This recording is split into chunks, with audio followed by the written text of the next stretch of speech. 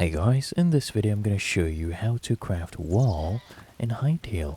First thing I want you to do is actually craft a workbench. To do that, press tab on your keyboard to open up pocket crafting. Then I want you to click here on workbench, and all you need is 4 pieces of any tree trunk, 3 pieces of any stone. Then I want you to craft a workbench, place it down, and I want you to press F on your keyboard to open up that workbench. Click on this icon to open the crafting menu, and then click here to open the builder's workbench. And all you want to do now is craft this builder's workbench, and to do that you need 6 pieces of any tree trunk, 3 pieces of any stone. Craft this, place it down, and then I want you to press F.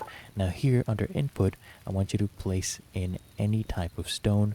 I'll go ahead and place cobblestone, and as you can see right here we get the option to get walls. So I'll come here, we'll click on craft, and then we get our walls.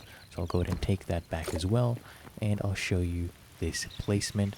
As you can see, I'm able to now place walls, and that is how to craft wall in Hytale. If you found this helpful, make sure you smash that like button and subscribe to the channel as well. It really helps me out.